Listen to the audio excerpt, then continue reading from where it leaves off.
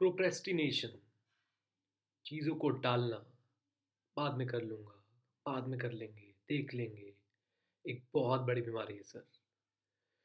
मैं एक special video series बना रहा हूँ आप लोगों के लिए, जिसमें मैं आप लोगों को बहुत सारे उपाय बताऊँगा कि आप इस बाद में कर लेंगे को कैसे ख़त्म कर सकते हो, कैसे आप अपने सारे काम एकदम से अचीव कर सकते हो चुटकी बजाते ही, कैसे सर आप एक प्रोएक्टिव लर्नर, एक प्रोएक्टिव पर्सन बन सकते हो ताकि अपनी सारी चीज़ें आप जल्दी से जल्दी अचीव कर पाएँ। अगर आप लोग अपनी प्रोक्रेस्टिनेशन को, आप अपने काम के टालने को कंट्रोल करना चाहते हो, सर सबसे पता है इम्पॉर्टेंट चीज़ क्या है? सबसे इम्पॉर्टेंट चीज़ है आपके माइंड की क्लैरिटी।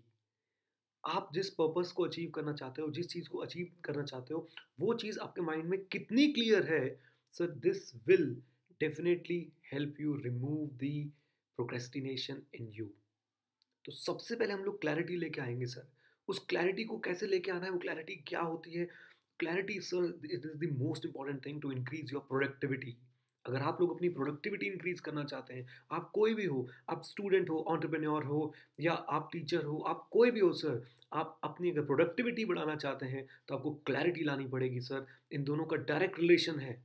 जितनी ज़्यादा क्लैरिटी उतनी ही ज़्यादा प्रोडक्टिविटी। प्रोक्रेस्टिनेशन का, काम को टालने का, एक लैक ऑफ मोटिवेशन का सबसे बड़ा कारण होता है सर वेगनेस। आपके माइंड में क्लैरिटी ना होना।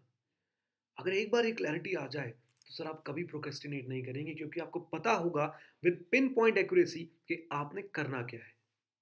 अब माइंड में डाउट ये है कि सर हम क्लैरिटी कैसे लाएं? अरे पहले तो एक टेंशन थी कि हम प्रोक्रेस्टिनेट करते हैं, अब दूसरी टेंशन और डाल दी सर आपने माइंड में कि हम लोग क्लैरिटी कहाँ से लाए। सर क्लैरिटी लानी है ना, तो आपको लिखना पड़ेगा। You have to write. इस टेक्निक को बोलते हैं थिंक ऑन पेपर। क्या बोलते हैं? Think on paper. Don't think in mind, think on paper. Write it down. आप जो भी सोच रहे हो उसे लिख के सोचो। आपके माइंड में जो भी थॉट्स आ रहे हैं उसे लिखो, और फिर उनको जब आप सम अप करोगे तो आएगी सर क्लैरिटी कि एक्चुअली में आपका पर्पस क्या है।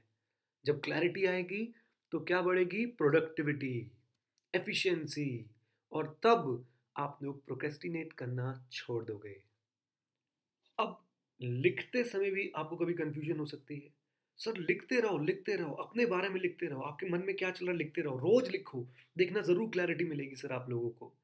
एक दूसरी बात, अगर आपका कोई बहुत अच्छा सीनियर है जिसके साथ आप टच में रहते हो, आपका इमीडिएट बॉस हो सकता है, आप अगर आर्टिकलशिप कर रहे हैं, सीए स्टूडेंट हैं, या इंटर्नशिप कर रहे हैं, आपके प्रिंसिपल जिनके अंडर आप ट्रेनिंग कर रहे हैं, या आपका कोई टीचर, बैठो उनके साथ, डिस्कस करो, टेक टाइम, क्लैरिटी लाओ।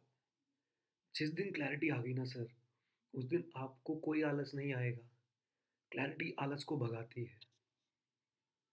और क्लैरिटी कैसे आएगी? लिख के, अपने सीनियर्स, अच्छे सीनियर्स के साथ जो वाकई में गाइड कर पाए, उनके साथ डिस्कस करके। और क्लैरिटी आने के बाद क्या बढ़ेगी? Productivity. So this was the first lesson, how to increase your productivity, how to avoid procrastination, आलस को कैसे छोड़ें। स्टे ट्यून्ड, बहुत सारी टिप्स मैं देने वाला हूँ इसी चीज़ पे, बहुत सारी किताबों से पढ़ के, बहुत सारे अपने पर्सनल एक्सपीरियंसेस से। आप लोग टच में रहें और बने रहें, चैनल को सब्सक्राइब करें। Thank you very much, all the very best.